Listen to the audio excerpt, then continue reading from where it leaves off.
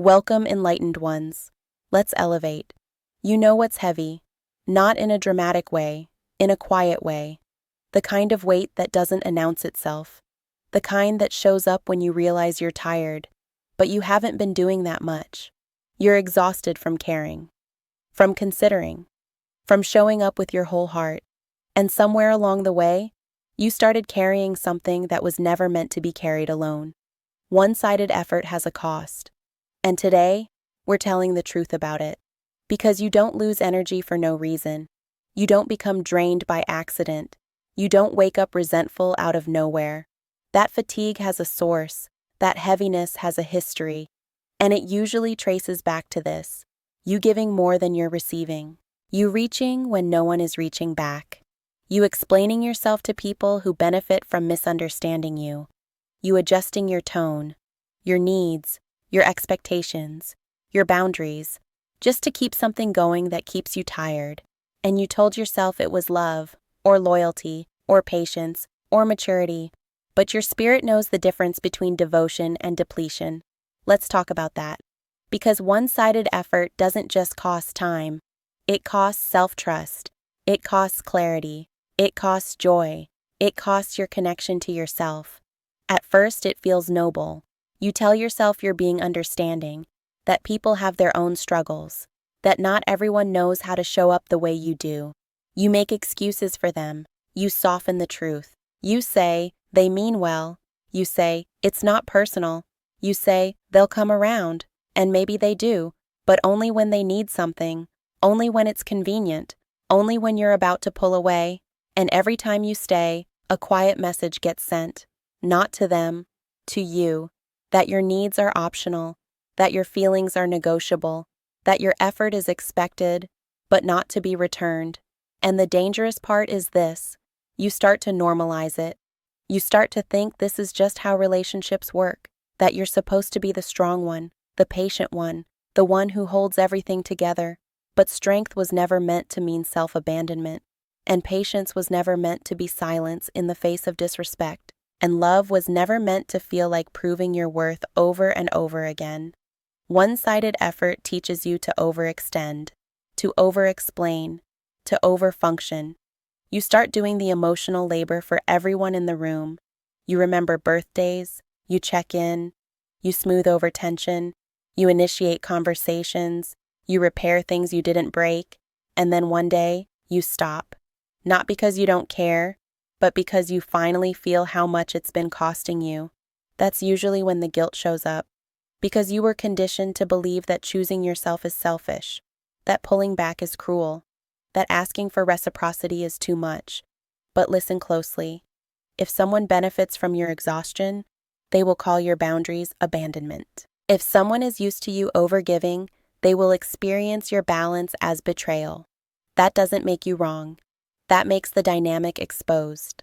One-sided effort survives on silence, on you not naming what you feel, on you swallowing disappointment, on you telling yourself it's not that bad. But your body keeps score, your nervous system knows, your energy doesn't lie. You start feeling tense before interactions. You start rehearsing conversations in your head. You start feeling invisible even when you're present. You give and still feel lonely. That's the cost. Not just tiredness, but disconnection from your own inner signal. You stop trusting yourself because you've been ignoring yourself. And the truth is, healthy relationships don't require you to beg for presence. They don't require you to chase consistency. They don't require you to keep proving that you matter.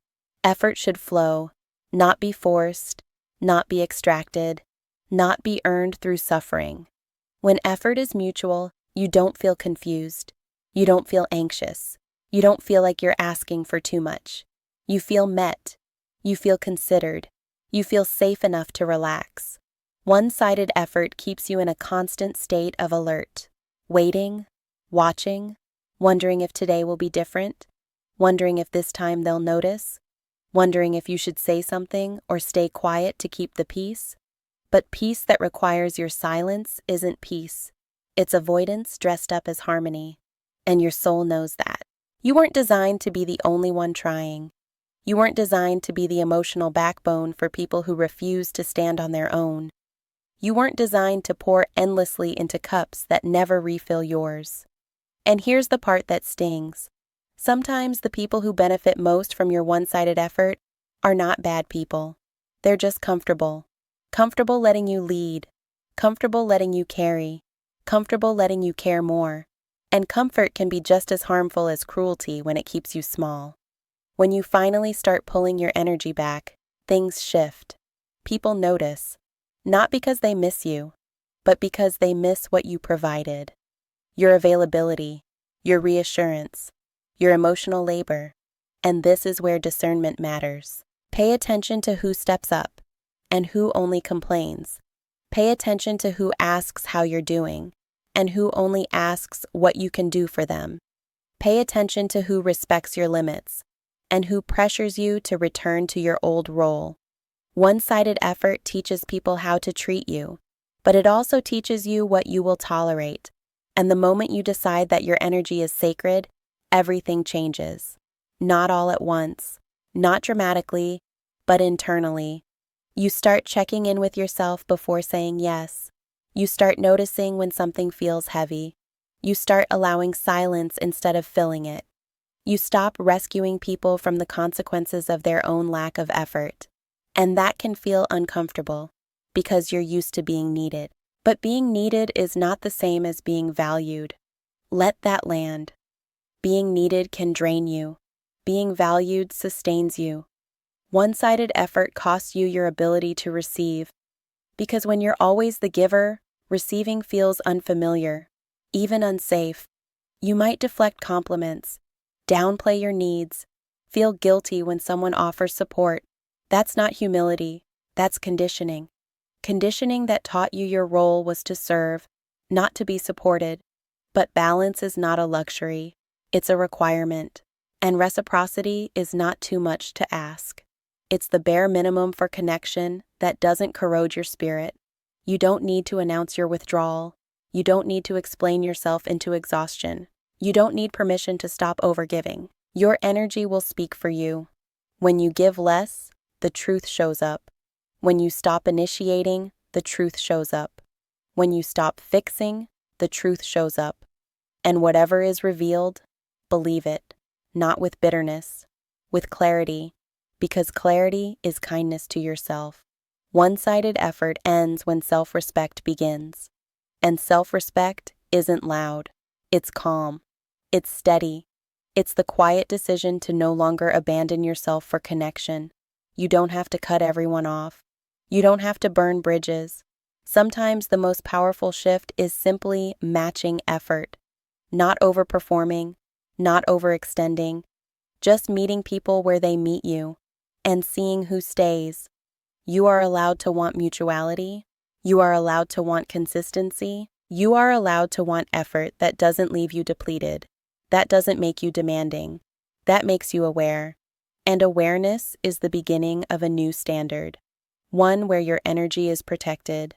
One where your time is honored. One where your presence is appreciated, not exploited. One-sided effort had a cost. But choosing yourself is the return. And this is where it starts. Right here. With you deciding that your energy matters, and that you no longer need to prove your worth by overgiving it away.